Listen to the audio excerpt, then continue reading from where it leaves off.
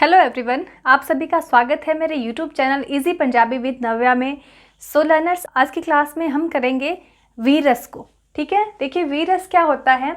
इसका स्थाई भाव उत्साह ते जोश हुंदा है।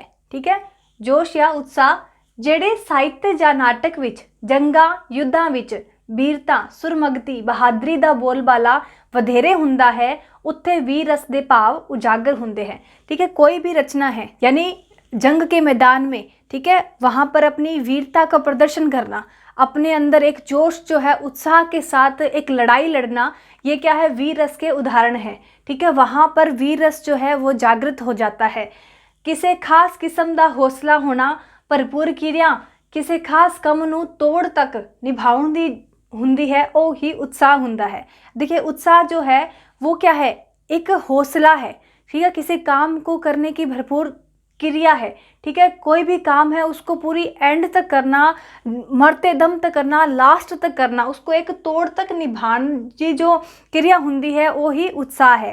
ठीक है, अब जैसे मैं रीट की भी बात करूं तो अब जैसे रीट लेवल 2 रद्द हुआ है।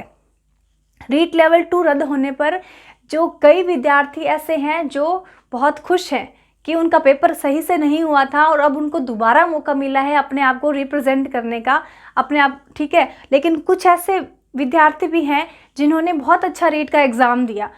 ठीक है, उनको कहीं ना कहीं ये आशा थी कि उनका सिलेक्शन श्योर है।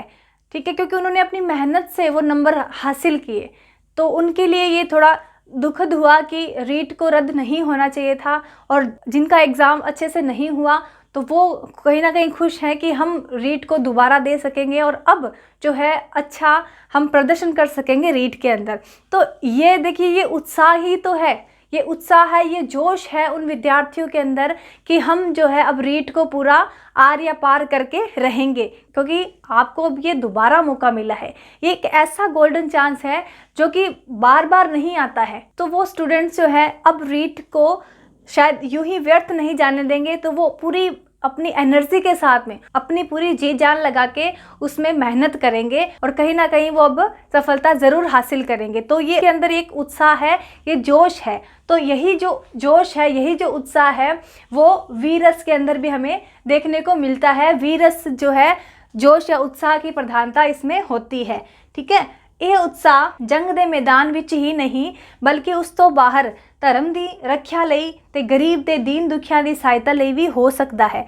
ठीक है, ये जो उत्साह है, जब जंग के मैदान में कोई जो वीर है वो उतरता है तो ये जंग के मैदान तक ही सीमित नहीं होता। कई बार धर्म की रक्षा के लिए, समाज की रक्षा के लिए, समाज के हित के लिए भी एक उत्साह देखने को मिलता है। कोई गरीब और दीन दुखियों की सहायता के लिए भी कई बढ़ चढ़कर लोग जो है वो आगे आते हैं, उनकी सहायता करते हैं एक जोश के साथ में, एक उत्साह के साथ में।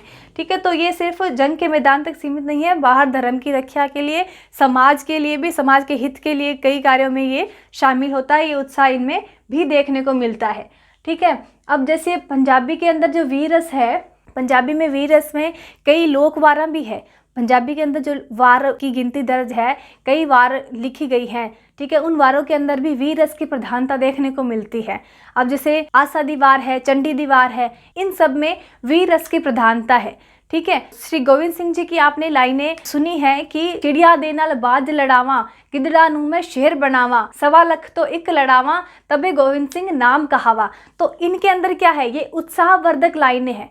ठीक है, इनके अंदर भी क्या है, एक वीर की भावना है, उत्साह की भावना है, उत्साह और जोश इसमें इन लाइनों में देखने को मिलता है। और इसी तरह से जो पंजाबी के कई लोक गीत भी हैं जिनके अंदर भी वीरस हमें देखने को मिलता है। जैसे पंजाबी के कई लोकगीत हैं, यदि किसी लाइन की मैं बात करूं, जैसे जिथे वजदी बदल वांग गजदी, डांग मेरे निक्के वीर दी। तो ये पंजाबी के अंदर लोकवार है, इनके अंदर भी हमें ये वीरस देखने को मिलता है। कई अखान हैं, पंजाबी बोल है, उसके अंदर भी वीरस की प्रधानता हमें देखने को मिलती है। तो ये होता है वीरस जो कि उत्साह और जोश से भरपूर होता है।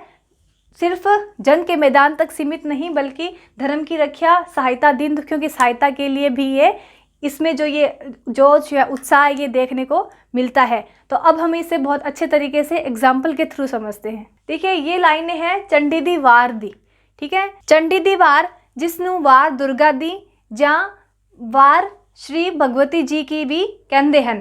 ठीक है, चंडी दी वार दसम ग्रंथ जो गुरु गोबिंद सिंह जी ਦਾ ਹੈ ਉਹਦੇ ਵਿੱਚ ਅਦਵਾਰ ਦਰਜ ਹਨ ਜੋ ਕਿ ਸ਼ਕਤੀ ਤੇ ਭਗਤੀ ਦਾ ਸੁਮੇਲ ਹੈ। ਹੁਣ ਆਪਾਂ ਦੇਖਦੇ ਹਾਂ ਇੱਕ ਉਦਾਹਰਣ। चंड चितारी काल का मन बाड़ा रो बढ़ाई के निकली मत्था फोड़ के जन फत्ते निमाण बजाई के।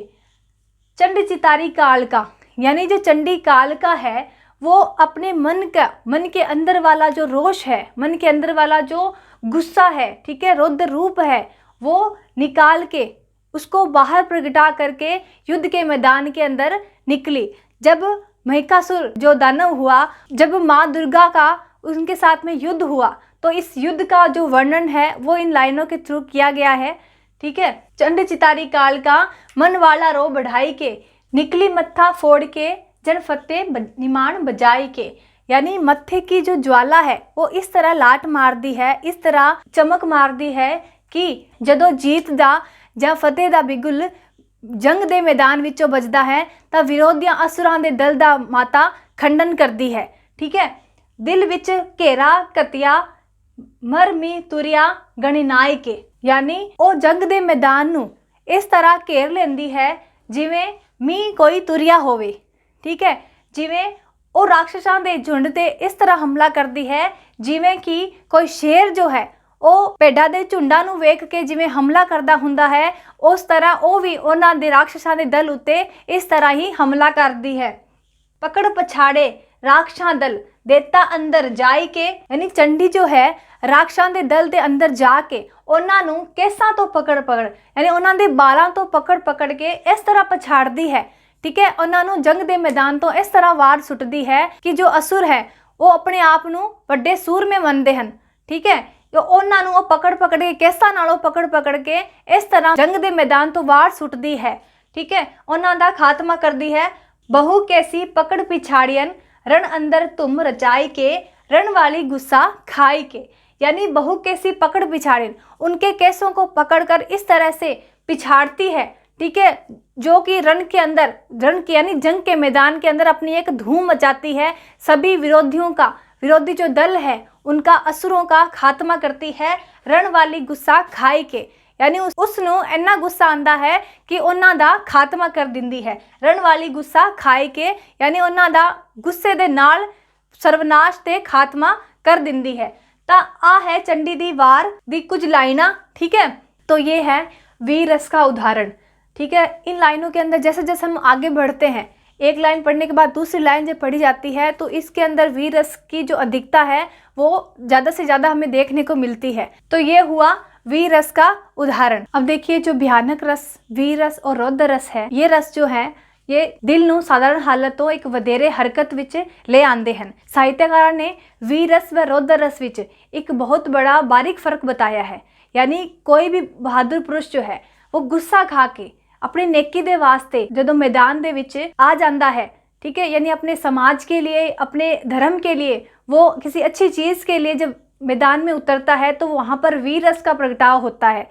ठीक है, और वहीं यदि कोई तुच्छ व्यक्ति है, किसी घटिया इच्छा के अधीन व्यक्ति है, तो जल्दी से गुस्सा खा के अपना रोष दिखाता है, अपना गुस्सा दिखाता है, तो वहाँ रौद्र रस होता है। यानी बदले की भावना होना या जल्दी अपना गुस्सा दिखा देना, वो रौद्र रस होता है। ठीक है, तो यही इनमें फ़र्क है। तो आज की वीडियो में हमने बात की है वीर रस की और नेक्स्ट वीडियो में हम बात करेंगे भयानक रस की।